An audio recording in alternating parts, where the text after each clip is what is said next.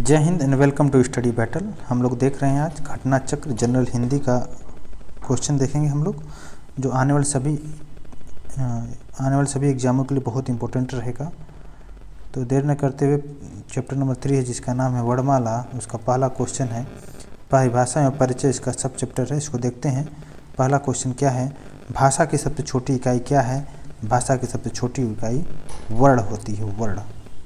ठीक है, वर्ण या अक्षर भाषा की सबसे छोटी इकाई है। सेकंड क्वेश्चन है भारत की भाषा की सबसे छोटी इकाई वर्ण, हम लोग अभी देखे हैं। हिंदी भाषा में कितने स्वर होते हैं? जिसका राइट आंसर क्या है, 11 होते हैं। हिंदी भाषा में टोटल 11 स्वर होते हैं, इसको देख लेते हैं। केंद्रीय हिंदी निदेशालय द्वारा मानक हिंदी वर्णमाला में स्वरों की संख्या मूल रूप से 11 होती है। अ, आ, ई, उ, री, ए, ऐ, ओ, औ।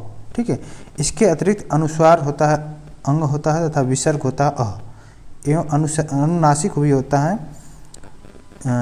लेकिन इन्हें मूल स्वर नहीं माना जाता है। ठीक है, तो टोटल कितना स्वर हुए? 11 हुए। हिंदी भाषा में कितने व्यंजन हो गए? व्यंजन कितने? टोटल 33 है। ठीक है, हिंदी वर्णमाला में कितने वर्ण हैं? तो भी हम लोग पढ़े हैं, टोटल वर्ण अगर हम मिलाया जाए तो टोटल वर्ण कितना है? 52 है। ठीक है, आप इसको जोड़ सकते हैं। देखिए, मूल स्वर 11 हो गया, अयोगवाह 2 हो गया, मूल व्यंजन 33 हो गया, संयुक्त व्यंजन क्या हो गया? छत्रि, छत्र, अज्ञ और स्र, ये 4 हो गया, संयुक्त व्यंजन में आते हैं। इसके अलावा अतिरिक्त द्विगुण व्यंजन होते हैं, जैसे डड़, अंग और ढ बोलते हैं। ठीक है, 2 होता है। ठीक है, तो आप इसको ऐड करके अब देख लेंगे। ठीक है, अब देखते हैं नेक्स्ट क्वेश्चन क्या है। क्वेश्चन नंबर 9, क्वेश्चन नंबर 6 है, व्यंजन और स्वर के संयुक्त रूप को क्या कहते हैं? व्यंजन और स्वर के संयुक्त रूप को बोलते हैं अक्षर बोलते हैं। वर्णमाला किसे कहते हैं? वर्णमाला वर्णों के व्यवस्थित समूह को वर्णमाला कहते हैं। ठीक है, इसको देख लेते हैं एक बार।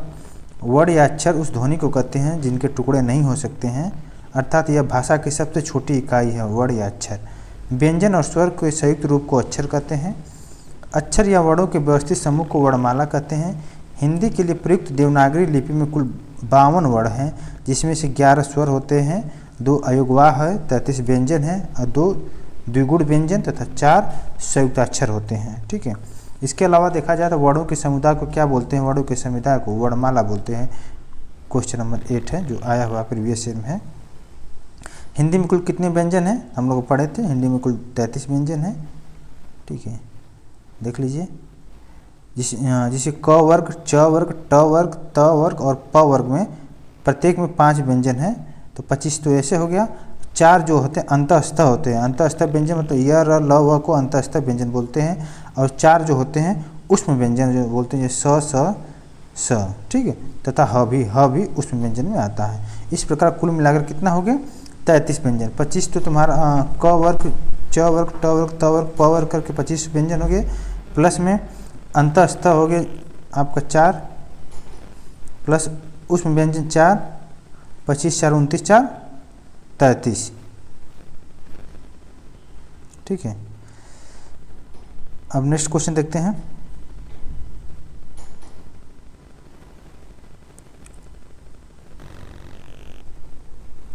नेक्स्ट है हमारा, हिंदी में ध्वनियों कितने प्रकार की होती है? हिंदी में ध्वनियाँ 2 प्रकार की होती हैं। ठीक है, कौन कौन सी होती है? देखिए, हिंदी में ध्वनियाँ 2 प्रकार की होती है, स्वर एवं व्यंजन।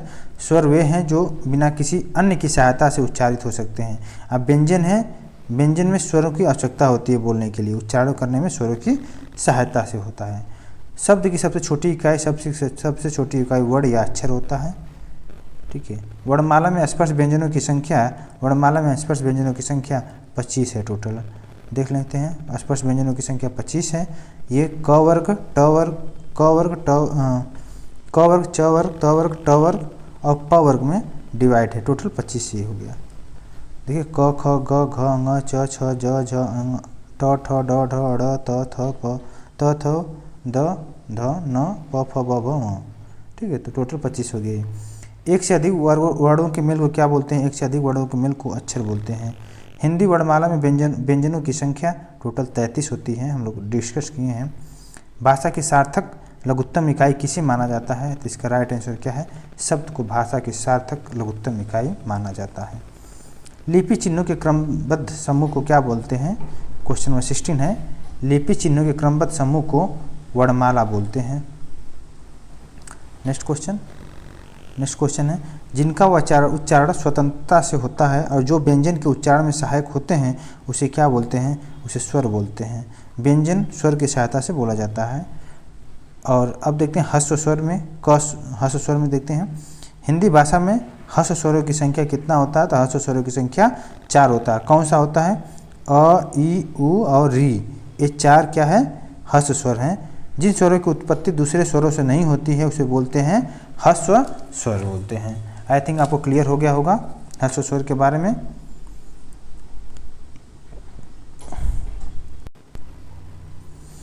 अब देखते हैं दीर्घ स्वर। दीर्घ स्वर में क्या है? निम्न में दीर्घ स्वर कौन सा है? दीर्घ स्वर आ है। इसको डिटेल्स में देखते हैं दीर्घ स्वर के विषय में। हिंदी में स्वर वर्णों की संख्या कितना होता है? 11 होता है। इन्हें 3 वर्गों में बांटा गया है, ह्रस्व स्वर, दीर्घ स्वर और संयुक्त स्वर।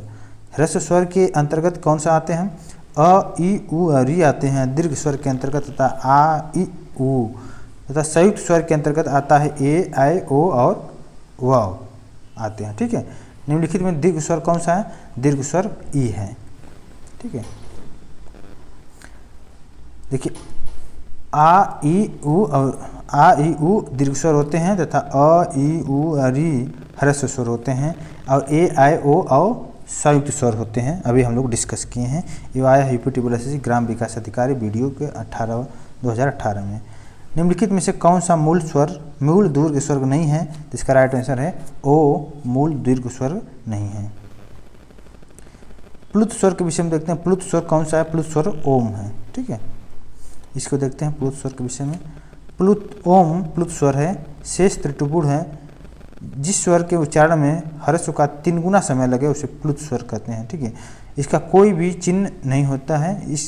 इसके लिए 3 का अंक लगाया जाता है। हिंदी में सामान्यतः प्लुत का प्रयोग नहीं होता है। वैदिक भाषा में एवं नाटक आदि का समाज लिखते समय पुकारने के संदर्भ में इसका प्रयोग किया जाता है। नेक्स्ट क्वेश्चन है, किस स्वर के उच्चारण में दीर्घ स्वर से भी अधिक समय लगता है? तो इसका राइट आंसर है प्लुत स्वर। ठीक है, सामान्य से 3 गुना समय लगता है।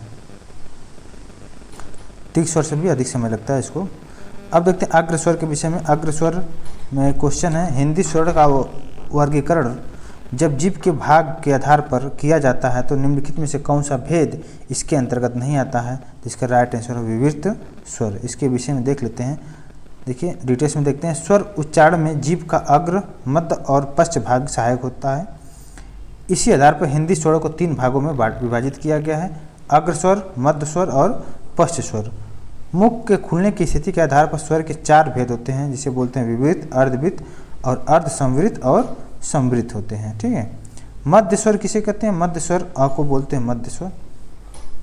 जीवा के मध्य के ऊपर उठने से जिन स्वरों का उच्चारण होता है उन्हें मध्य स्वर कहते हैं। हिंदी का अ मध्य स्वर है। पश्च स्वर देखते हैं। पश्च स्वर क्या है? भाषा विज्ञान की दृष्टि से उ किस प्रकार का स्वर है?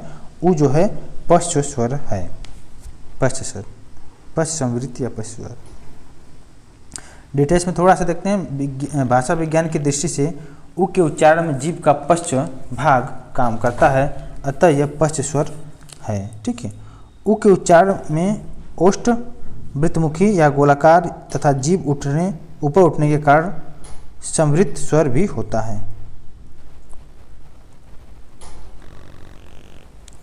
नेक्स्ट क्वेश्चन, संवृत स्वर। निम्नलिखित में से कौन सा स्वर संवृत है? इसका राइट आंसर है ई, संवृत स्वर है।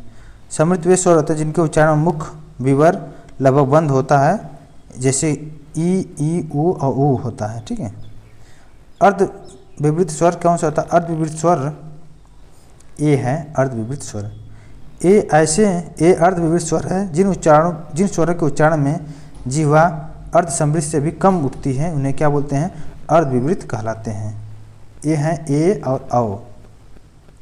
अन्य स्वर के विषय में देखते हैं। निम्नलिखित में से कौन सा संयुक्त स्वर नहीं है? इसका राइट आंसर है उ, संयुक्त स्वर नहीं है। संयुक्त स्वर क्या है? देखिए, उ संयुक्त स्वर नहीं है, जबकि ए, आई, ओ संयुक्त स्वर है। जिन स्वरों का निर्माण 2 स्वरों से होता है उन्हें संयुक्त स्वर कहते हैं, जैसे अ प्लस ई बराबर ए, अ प्लस ए बराबर ए, अ प्लस उ बराबर ओ और अ प्लस ओ बराबर औ। तो दो स्वरों के सहायता से जो बनता है स्वर बनता है उसे संयुक्त स्वर बोलते हैं। ठीक है, आई थिंक क्लियर हो गया होगा। निम्नलिखित में से कौन सा स्वर कंठ तालत्व है? कंठ तालत्व कौन सा है? ए है कंठ तालत्व। इसको देखते हैं। ए आए स्वर क्या है? कंठ तालत्व है।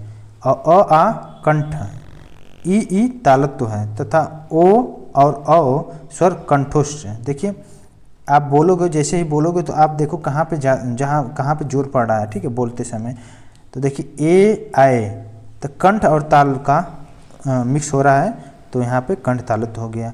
अ आ इसमें कंठ का यूज हो रहा है। ई तालत्व का तालत्व का यूज हो रहा है। ठीक है, और ओ कंठोष्य, ओ और ओठ और कंठ का यूज हो रहा है, तो इसकी वजह से क्या हो गया? कंठोष्य है। नेक्स्ट देखते हैं ए और आय का उच्चारण। ए और आय का उच्चारण क्या बोले हैं? कंठ तालत्व। ए आय कंठ और ताल का यूज हो रहा है, इसकी वजह से क्या बोलेंगे? कंठ तालत्व। निम्नलिखित में से कौन से शब्द में अनुनासिकता है? अनुनासिकता है संभालना। संभालना में अनुनासिकता है। नेक्स्ट क्वेश्चन देखते हैं इसका डिटेल्स में।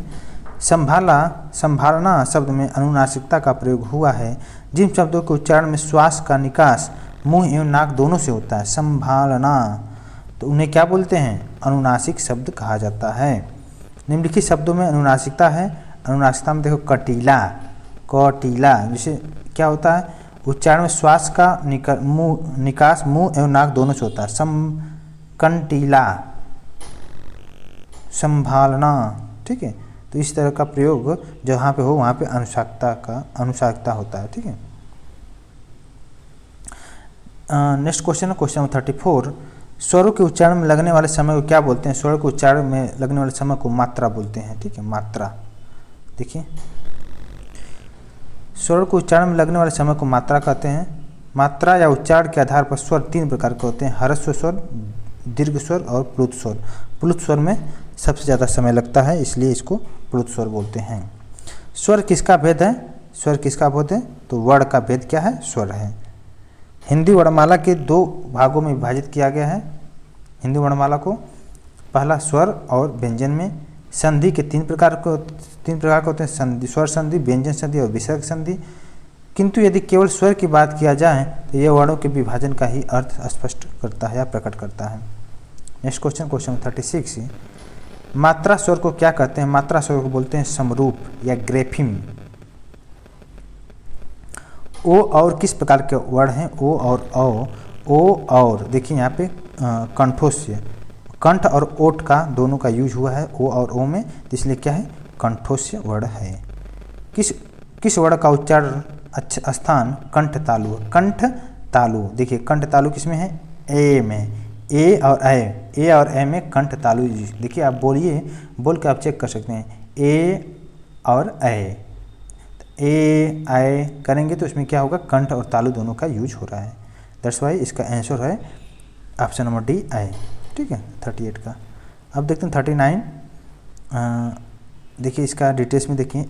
ए का उच्चारण का स्थान कंठ और तालु दोनों है, अर्थात कंठ तालत्व है। कंठ तालत्व कौन सा है? अभी हम लोग डिस्कस किए हैं ए और ए के उच्चारण स्थान क्या है? कंठ तालत्व डिस्कस कर लिए अभी। स्वर ए और का अभी हम डिस्कस किए, सेम है। मात्रा के आधार पर स्वर कितने प्रकार के होते हैं? मात्रा के आधार पर स्वर तीन प्रकार के होते हैं: ह्रस्व, दीर्घ और प्लुत स्वर। देख लेते हैं। स्वर तीन प्रकार के होते हैं। ह्रस्व स्वर, ह्रस्व में क्या है? अ, ई, उ और री है। दीर्घ स्वर में आ, ई, उ, ए, आय और ओ है, ओ और है। प्लुत स्वर में ओम हो गया। ठीक है, इन दोनों से ज़्यादा समय लगता है प्लुत स्वर में। वर्ण तालिका के अनुसार ह्रस्व, दीर्घ और प्लुत क्या है? एक स्वर है। ठीक है, इस स्वर का ही पाठ है। उच्चारण के समय की दृष्टि से स्वर के तीन भेद हैं: ह्रस्व, दीर्घ और प्लुत स्वर। जिन स्वर के उच्चारण में कम समय लगता है उसे ह्रस्व स्वर कहते हैं, और जिनके उच्चारण में ह्रस्व से अधिक समय लगता है उन्हें दीर्घ स्वर कहते हैं, और जिसमें सबसे ज़्यादा समय लगे उसे क्या बोलते हैं? प्लुत स्वर कहते हैं। अब नेक्स्ट क्वेश्चन है 44 है, जिनकी ध्वनि केवल मुख से निकलती है उन्हें क्या बोलते हैं? निर्नुनासिक स्वर। निर्नुनासिक स्वर बोलते हैं जिनका ध्वनि केवल मुख से निकलती है। जैसे अ हो गया। स्वर ध्वनि के प्रकार, स्वर ध्वनि के प्रकार देखिए तीनों हैं, ह्रस्व दीर्घ और प्लुत। हिंदी की अग्र अवृत्ताकार तथा समृद्ध स्वर ध्वनि है, तो इसका राइट आंसर है ई। ठीक है, नेक्स्ट क्वेश्चन देखते हैं, व्यंजन देखते हैं पार्ट ख का। व्यंजन, कंठ व्यंजन किसे बोलते हैं? कंठ व्यंजन में भी 47 नंबर है। घ का उच्चारण स्थान कौन सा है? बहुत ही इंपॉर्टेंट क्वेश्चन है, इससे लैंग्वेज से बहुत ज़्यादा क्वेश्चन आता है। तो क वर्ग के व्यंजन कहाँ पे? देखिए क वर्ग के व्यंजन जो होते हैं कंठ से निकलते हैं, तो घ का उच्चारण क्या हो गया? कंठ। क वर्ग में देखिए क्या आ गया? क ख ग घ ङ। च वर्ग में क्या आ गया? च छ ज झ। ठीक है, च छ ज झ ङ य। ठीक है, तो उसमें उसका अलग हो गया। और क वर्ग का जो होता है, क वर्ग में जो भी आएगा वर्ड उसका उच्चारण स्थान जो होगा कंठ से होगा। तो क ख ग घ का उच्चारण स्थान क्या होगा? कंठ होगा। नेक्स्ट क्वेश्चन, निम्नलिखित में से कंठ वर्ग कौन सा है? तो कंठ वर्ग अभी हम डिस्कस किए हैं, इसमें क्या हो सकता है? कंठ वर्ग अ। ठीक है, जिन उच्चारण का स्थान कंठ से होता है उसे कंठ वर्ग कहते हैं। जैसे क ख ग घ ङ, अ और आ का उच्चारण स्थान कंठ है। कंठ वर्ग देखिए नेक्स्ट सेम क्वेश्चन है। देखिए आ ह और विसर्ग, अ आ क ख ग घ घ ङ ह और तथा विसर्ग क्या है? कंठ वर्ग है, इसे याद कर लीजिए। ठीक है, निम्नलिखित में से कंठ ध्वनियाँ कौन सी हैं? कंठ ध्वनियाँ क और ख। नेक्स्ट क्वेश्चन, निम्नलिखित में से हिंदी का कंठ ध्वनि, कंठ ध्वनि क्या है? आप देख सकते हैं ह। अ आ होता है, उसके अलावा क वर्ग हो गया और ह हो गया। ठीक है, तालत तो देखते हैं। अब जो तालु से बोला जाता है उससे वर्ग च छ ज झ ङ, इसका उच्चारण जो होता है तालु से होता है। जो च वर्ग होता है ये तालु से बोला जाता है। ठीक है, उच्चारण जो होता है तालु से होता है। च वर्ग का उच्चारण स्थान तालु से होता है। और त वर्ग का उच्चारण स्थान दंत से, त थ द ध न, ये दंत से होगा, दांतों से। अब प वर्ग का उच्चारण स्थान प फ ब भ म का उच्चारण ओठों से होता है। देखिए प फ ब भ म, ओठ आपस में चिपक रहा है, ओठों का यूज हो रहा है, दैट्स वाई इसका उच्चारण स्थान क्या हुआ? ओठ हुआ। ठीक है, च वर्ग, अब क वर्ग का आपको पता है, क वर्ग का कंठ हो गया, क वर्ग का कंठ हो गया, च वर्ग का तालु हो गया, और उसके बाद त वर्ग का दंत हो गया, प वर्ग का ओठ हो गया। तो इतना क्लियर हो गया होगा आई थिंक आपको।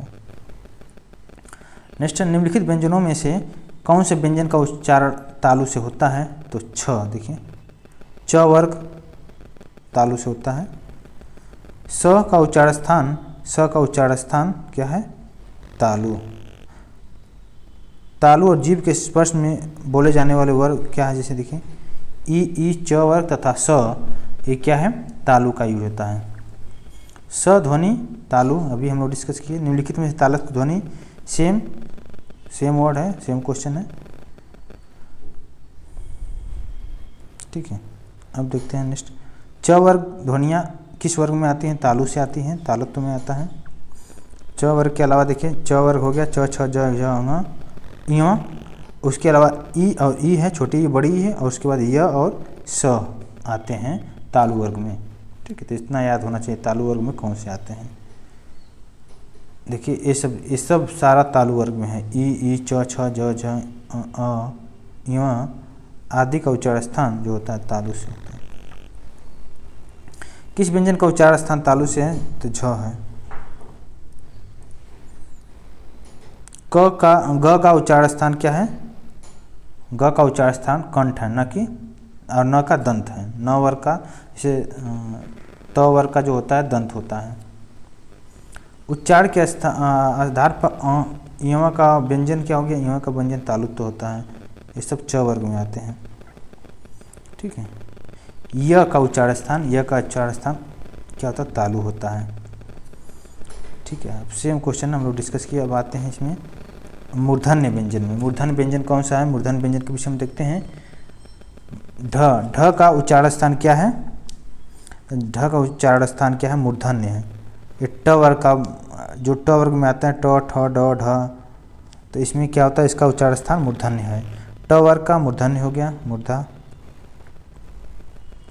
इसमें ट वर्ग में देखिए क्या आ गया? ट, ठ, ड, ट, ठ, ड, ढ। इसका उच्चारण स्थान क्या होता है? मूर्धन्य या मूर्धा। हिंदी की मूर्धन्य ध्वनियाँ हैं ट वर्ग। निम्नलिखित में से कौन सा मूर्धन्य ध्वनि नहीं है? तो इसका राइट आंसर मूर्धन्य ध्वनि देखिए ट वर्ग है, ट है, ढ है, ए है, लेकिन ए नहीं है।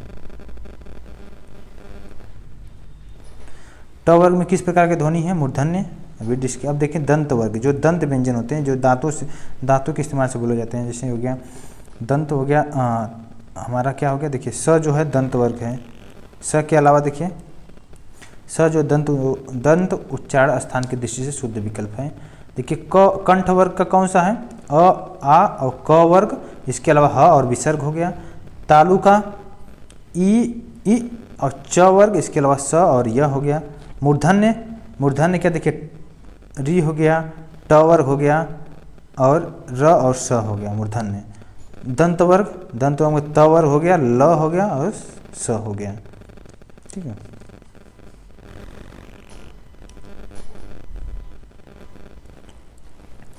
क्वेश्चन नंबर नेक्स्ट देखते हैं। त वर्ग की ध्वनियों का उच्चारण स्थान क्या है? त वर्ग की ध्वनियों का उच्चारण स्थान दंत है। थ भी दंत के अधीन आता है, त भी दंत हो गया। सेम क्वेश्चन है, तो आप देख सकते हैं सारा क्वेश्चन आया हुआ है। क्वेश्चन नंबर 75 देखते हैं। जिनका उच्चारण स्थान ऊपर के दांतों पर जीभ लगाने से होता है उसे क्या बोलते हैं? दंत वर्ग।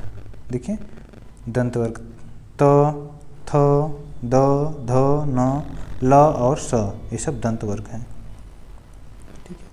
अब देखते हैं ओष्ठ व्यंजन। ओष्ठ व्यंजन जो ओठों के इस्तेमाल से, जो प वर्ग है उसे ओठ व्यंजन होते हैं। प वर्ग ओठों का यूज होता है, प, फ, ब, भ, म। ठीक है, सब क्वेश्चन आया हुआ है, सेम है। देखिए उ जो है उष्ट वर्ग हो गया। दोनों ओठों के स्पर्श से बोले जाने वाले वर्ग को क्या बोलते हैं? ओष्ठ व्यंजन बोलते हैं, वष्ट वर्ग बोलते हैं। जिसे हो गया उ, प वर्ग हो गया, प वर्ग में आ गया प, फ, ब, भ, म। इसके अलावा देखिए अ और आ है कंठ वर्ग में आ गया, ई आ गया तालत्य वर्ग में, तालु का यूज होता है। अब इस क्वेश्चन को देख सकते हैं इसमें। ठीक है, सेम क्वेश्चन है। अब आते हैं अंतःस्थ व्यंजन। अंतःस्थ व्यंजन कौन सा होता है? निम्नलिखित में से कौन सा अंतःस्थ व्यंजन है? तो इसका राइट आंसर है ल। देखिए अंतःस्थ व्यंजन कौन सा, इसको पढ़ लीजिए। य, र, ल, व। य, र, ल, व क्या है? चारों जो है अंतःस्थ व्यंजन है। प, च, ट आदि जो है स्पर्श व्यंजन है। और जो स, तीनों स और ह है वो क्या है? उसमें व्यंजन आते हैं। नेक्स्ट क्वेश्चन 83 है। अंतःस्थ वर्ण है तो य, र, ल, व। य, र, ल, व में जो है हमारा अंतःस्थ है। देखिए वह है अंतःस्थ। आज दिन क्लियर हो गया होगा। निम्न में से अर्ध स्वर कहलाता है, अर्ध स्वर यह कहलाता है। इसको डिटेल्स में देखते हैं।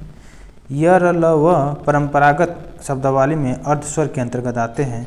परंपरागत अर्ध स्वर के अधीन परिगणित चारों व्यंजन य, र, ल, व में पहला व्यंजन य विशुद्ध अर्ध स्वर है, जबकि वह वन शब्दों में है। ठीक है, वस्तुतः घोष संघर्षी है। हाँ, किसी पूर्ववर्ती व्यंजन के साथ उच्चारित होकर अर्धस्वर बन जाता है। नेक्स्ट क्वेश्चन देखते हैं। सही कथन चुनना है। सही कथन, इसका राइट आंसर ए है। य और व ध्वनियाँ अर्धस्वर कहलाती हैं। ठीक है, अब आते हैं नेक्स्ट क्वेश्चन में। अंतःस्थ य, र, ल, व। य, र, ल, व क्या है? अंतःस्थ है। अर्धस्वर, अर्धस्वर वही य, व। अर्धस्वर तथा अंतःस्थ व्यंजन एक ही कहा जाता है। ठीक है, निम्नलिखित में से कौन सा वर्ण स्पर्श व्यंजन नहीं है? तो स्पर्श व्यंजन य नहीं है। ठीक है, यह जो है अंतःस्थ है।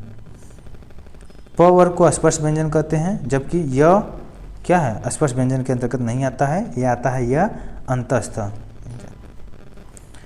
अंतःस्थ व्यंजन य, र, ल, व। देखिए सेम क्वेश्चन है, इसमें वही है, कोई वो नहीं है, अलग से नहीं है। अब देखते हैं उसमें व्यंजन के विषय में। हिंदी वर्णमाला में ऊष्म व्यंजन कौन सा है? हिंदी वर्णमाला में ऊष्म व्यंजन स, स और ह, ठीक है, तीनों स और ह है, ये क्या ऊष्म व्यंजन होते हैं। तो अब इसमें से देखिए सारा क्वेश्चन बस ये ऊष्म व्यंजन से जो भी क्वेश्चन रहेगा ये 3 आएगा, स, स, स और ह, ये तीनों क्या है? ऊष्म व्यंजन है। इन्हें क्या बोलते हैं? महाप्राण व्यंजन भी कहते हैं, ठीक है। ग जो है अल्प प्राय व्यंजन होता है, ठीक है। देखिए सेम है। ऊष्म वर्ण स पढ़ लिए। संयुक्त व्यंजन अब देखते हैं। संयुक्त व्यंजन देखिए 2 वर्णों के हेल्प से बनता है, जिसे संयुक्त वर्ण बोलते हैं, संयुक्त व्यंजन बोलते हैं। जैसे देखिए त्र वर्ण किन वर्णों के सहयोग से बना है? तो त और र के सहयोग से बना है त्र। देखिए छत्रिश, त्र, स्र और ज्ञ 4 जो है ये संयुक्त वर्ण हैं। इन्हें क्या बोलता है? इन्हें स्वतंत्र वर्ण नहीं माना जाता है, क्योंकि इनकी रचना 2 व्यंजनों के मेल से हुई है। जैसे स है, छत्रिश है, इसमें को बोलते हैं क और स के संयोग से हुआ है। त्र जो है त और र के संयोग से हुआ है। और ज्ञ हुआ है ज और ङ से संयोग से हुआ है। और स्र जो है स और र के संयोग से हुआ है। तो ये सब क्या है? ये चारों संयुक्त वर्ण हैं। 6 वर्ण किस योग से बना है? तो क और स से बना है, ठीक है। सेम क्वेश्चन है। अब आते हैं नेक्स्ट में, अल्पप्राय वर्ण देखते हैं। अल्पप्राय वर्ण निम्नलिखित में से अल्पप्राय व्यंजन कौन सा है? तो इसका राइट आंसर है ग, अल्पप्राण व्यंजन है। दिए गए व्यंजनों में अल्पप्राय व्यंजन ग है। ऐसे वर्ण जिनके उच्चारण में श्वास अल्प मात्रा में निकलती है। जब श्वास अल्प मात्रा में निकलेगी तो उसे क्या बोलेंगे? अल्पप्राय। और जिसमें अधिक मात्रा से निकलेगी उसे क्या बोलेंगे? महाप्राय। देखिए प्रत्येक वर्ग का पहला, तीसरा और पांचवा जो वर्ण है उसे अल्पप्राय बोलते हैं, जबकि दूसरा और चौथा को जो बोलेंगे क्या? महाप्राय। जैसे क वर्ग का प्रथम अक्षर पहला क जो है अल्पप्राय हो गया। क, ग और ङ, एक क्या है? हमारा अल्पप्राय हो गया। और ख, घ, इसमें ज़्यादा समय लगता है, ठीक है। इसमें ज़्यादा श्वास को बाहर निकालना पड़ता है, तो इसको क्या हो गया? इसमें बोलेंगे महाप्राय।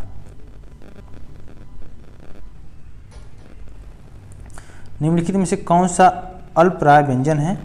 तो अल्पप्राय व्यंजन पढ़ें 1, 3, 5 अल्पप्राय। देखिए क वर्ग का क ही है, पहला ही है, तो अल्पप्राय यही हो गया। जो ख है ये महाप्राय हो गया, क्योंकि दूसरा और चौथा में पड़ता है। घ भी दूसरा और चौथा में है। और ध भी, त वर्ग का देखिए सेकेंड वर्ग है, सेकेंड है। त, थ, द, ध ये आता है। त, थ, द, ध ये चौथा में आता है। दैट्स वाई इसकी वजह से ये कहाँ पे आ गया? महाप्राय में आ गया। देखिए कौन सा अल्पप्राय व्यंजन है? तो अल्पप्राय ख नहीं है, क्योंकि सेकेंड नंबर पे है। ये भी सेकेंड है।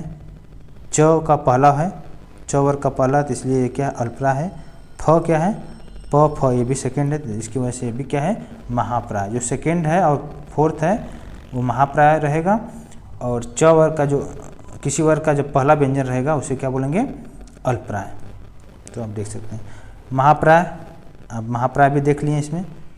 महाप्राय किसे कहते हैं? 2 महाप्राय व्यंजनों का उच्चारण एक साथ हो सकता है। इसके विषय में देख लेते हैं डिटेल्स में। 2 महाप्राय व्यंजनों का उच्चारण एक साथ हो सकता है, यह कथन अशुद्ध है। वस्तुतः 2 महाप्राय व्यंजनों का उच्चारण एक साथ संभव नहीं हो सकता है। हिंदी में ज्ञ का उच्चारण परंपरा से अलग हो गया है। ज्ञ संयुक्त व्यंजन है जो ज और अंग इव के योग से बना है। इसका उच्चारण ज और इव से अलग है। और जो छ है संयुक्त व्यंजन है, क और स के योग से बना है, ठीक है। तो आप इसको देख सकते हैं। अब नेक्स्ट देखते हैं कौन सा महाप्राय नहीं है। तो महाप्राय नहीं है, देखिए कौन सा नहीं है।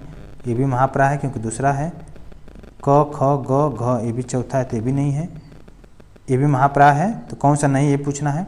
तो देखिए ज वर्ग का, देखिए च वर्ग का च, छ, ज ये देखिए कितना च, छ, ज, झ ठीक है। तो 1, 3, 5 जो होते हैं ये आते हैं अल्पप्राय में, और जो 2 और 5 2 और 4 होते हैं वो कौन से आते हैं महाप्राय में। तो च, ज और य ये आएगा हमारा अल्पप्राय में। तो यहाँ पे ज आ गया, तो ज क्या है, महाप्राय नहीं है, अल्पप्राय है। ठीक है, आई थिंक आपको क्लियर हो गया होगा। ठीक है, सारा सही सभी महाप्राय वर्णों वाला समूह है।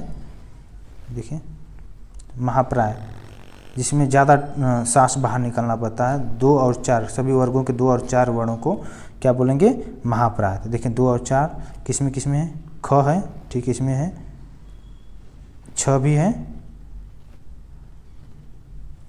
2 है, ठीक है। ट वर्ग में ये भी ठ जो है सेकेंड है, दोनों सब सेकेंड वर्ग हैं, तो ये क्या बोलेंगे, महाप्राय बोलेंगे। ठीक है, तो प्रत्येक वर्ग का दूसरा और चौथा वो क्या बोलते हैं, महाप्राय। हम अभी डिस्कस किए हैं, बताए हैं आपको। तो सारा क्वेश्चन में यही है। अघोष वर्ण देखते हैं, निम्नलिखित में से कौन सा वर्ण अघोष वर्ण है। तो अघोष वर्ण कौन सा है, च वर्ग जो हो गया अघोष वर्ण हो गया। इसके विषय में देखते हैं,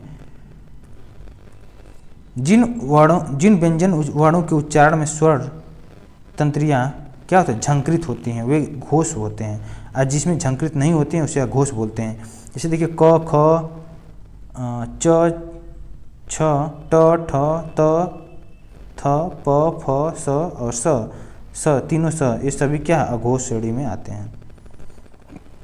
देखिए अघोष श्रेणी में कौन सा है, क हो गया इसका राइट आंसर।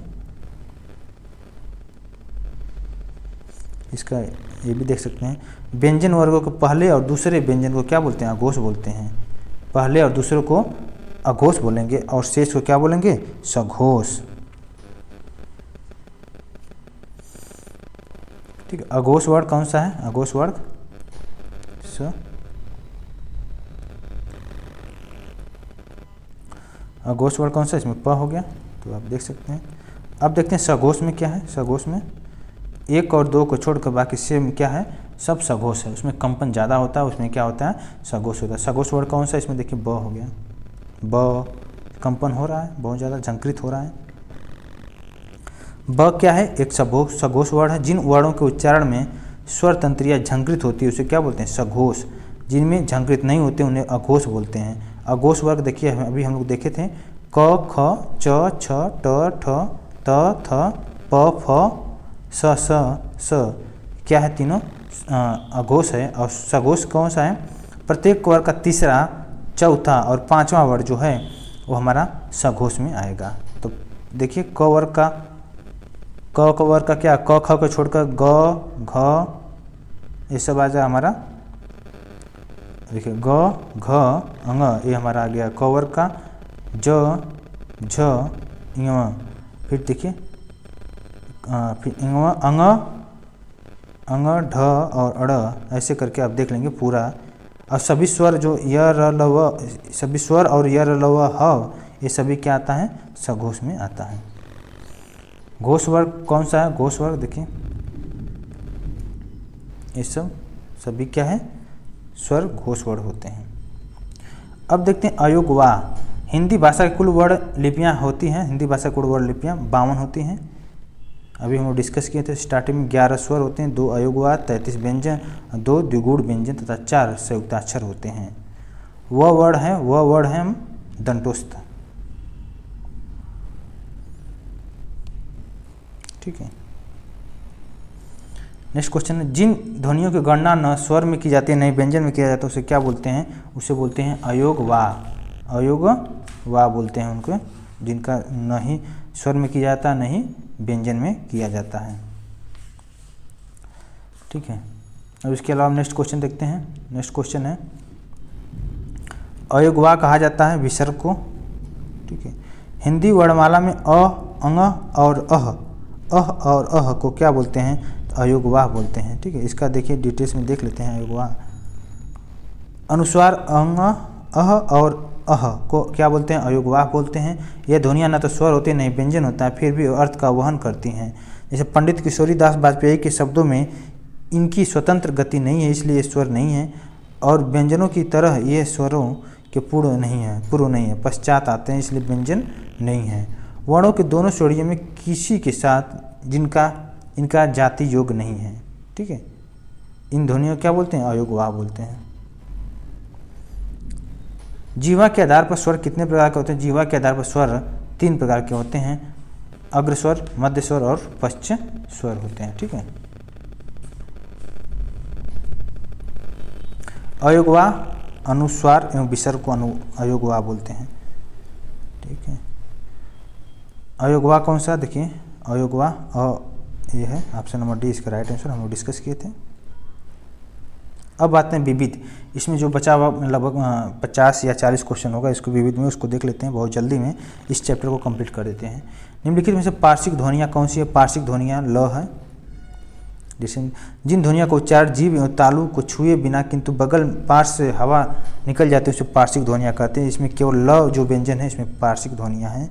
हिंदी में ल को क्या बोलते हैं? पार्श्विक ध्वनियाँ। देखिए अंग और ढ को क्या कहते हैं? इसको बोलते हैं विकसित वर्ण, ठीक है। च, छ, ज और झ को क्या बोलते हैं? स्पर्शी संघर्षी व्यंजन बोलते हैं। पक्षी में कितने व्यंजन हैं? पक्षी में 3 व्यंजन हैं, 3 व्यंजन वर्ण है। देखिए पक्षी शब्द में 3 वर्ण समाहित हैं, क्योंकि पक्षी शब्द अ, क, स, ई वर्णों के योग से बनता है। देखिए प, क, स व्यंजन वर्ण है और अ, ई स्वर वर्ण है। वर्णों में कितने भेद होते हैं? तो 2 भेद हैं, ठीक है, स्वर और व्यंजन। कामता प्रसाद ने वाह प्रयत्न के अनुसार व्यंजनों को कितने भेदों में बांटा है? तो इसका 2 भेदों में बांटा है, अल्परा और महापरा, ठीक है। शब्द में कितने आने वाले शब्द होते हैं? शब्दकोश में पहले आने वाला शब्द जो है वक्त कहलाता है। वक्त, वक्र, वरक और वर्ग। नेक्स्ट क्वेश्चन, निम्नलिखित में से किसके अभाव में हम पढ़ नहीं सकते हैं? इसका राइट आंसर वर्णमाला की क्रमबद्धता का ज्ञान। र और म का रूप है तो इसे बोलेंगे, ठीक है, ये बोलेंगे ऑप्शन नंबर सी। अनुनासिक व्यंजन कौन सा? अनुनासिक व्यंजन क्या बोलते हैं? वर्ग का पश्चिमांचल को क्या बोलते हैं? अनुनासिक। जैसे हो गया देखिए अंग हो गया, इव हो गया, अड़ हो गया, न हो गया और म को अनुनासिक व्यंजन बोलते हैं। हिंदी में अनुसार किस ध्वनि का सूचक नहीं है? अनुसार यह का नहीं है, बाकी सबका है। 5वां जो होता है उसे बोलते हैं अनुनासिक व्यंजन। देवनागरी लिपि की वर्ण ध्वनि नहीं है, तो इसका राइट आंसर ग्रीवा ध्वनि। देवनागरी लिपि का वर्ण ध्वनि नहीं है। देख लीजिए सब क्वेश्चन रिपीट क्वेश्चन है। नेक्स्ट, आधुनिक व्याकरण की दृष्टि से ब वर्ण का वैशिष्ट्य है दंतोष्ठ, स्पर्श, अल्पराय, घोष और निर्नुनासिक। क व्यंजन के विषय में निम्नलिखित में से कौन सा सही है? तो इसका राइट आंसर है अल्पराय, अघोष और स्पर्शी कंठ ध्वनि। पाणिनि शिक्षा में ध्वनियों को वर्गीकृत करने के लिए कौन से 5 आधार स्वीकार किए गए हैं? इसका राइट आंसर है स्वर, काल, स्थान, प्रयत्न और अनुप्रदान, ठीक है। नेक्स्ट क्वेश्चन देखते हैं।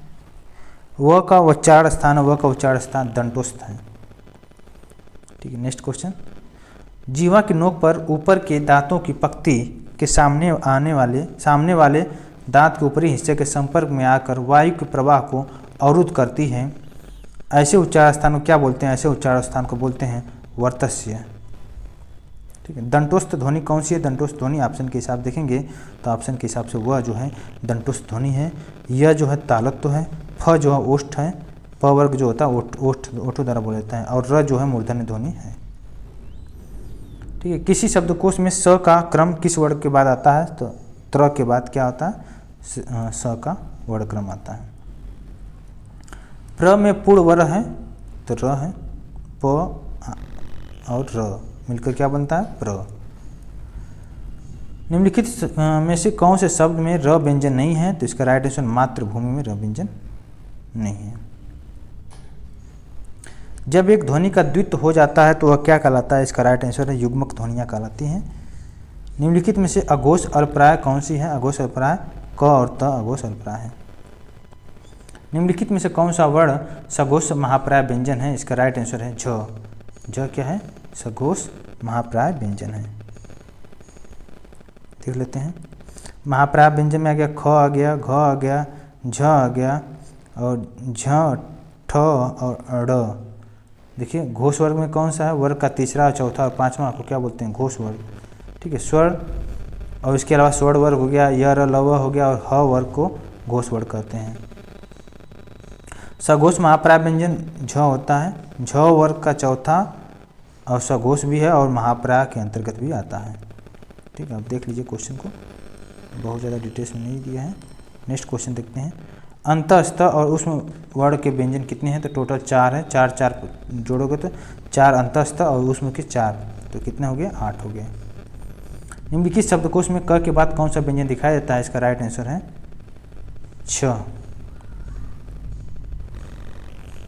काकल्य वर्ण कौन सा, काकल्य वर्ण को बोलते हैं ह, जो है काकल्य वर्ण का होता है। जैसे देखिए, जिस व्यंजन ध्वनियों को उच्चारण में मुख गुहा खुली रहती है, वायु बंद कंठ को झटके से खोलकर बाहर निकलते हैं, उसे क्या बोलते हैं, काकल्य वर्ण। जैसे ह हो गया, ह जो है काकल्य में आता है। उच्चारण की दृष्टि से संबल ध्वनि कौन सा वर्गीकरण है, संबल ध्वनि का संपृक्त ध्वनि है। ठीक है, प्रत्येक शब्द की वर्तनी के सभी वर्णों को उसी क्रम में अलग अलग दिखाना है, तो इसका राइट आंसर है वर्ण विच्छेद। वह व्यंजन है, वह व्यंजन यतस्थ है, अंतस्थ, य र लव जो है अंतस्थ में आता है, और जो स वर्ग होता है स स स और ह उष्म व्यंजन में आता है। ठीक है, एक क्वेश्चन और देख लेते हैं। निम्नलिखित में से कौन सी व्यंजन ध्वनियाँ स्पर्श संघर्षी हैं, तो च वर्ग जो है स्पर्श संघर्षी है, च, छ, ज और झ। देखिए, अंग और ढ ध्वनियों के विषय में कौन सा कथन शुद्ध है, तो इसका राइट आंसर क्या है, इसका राइट आंसर बी है।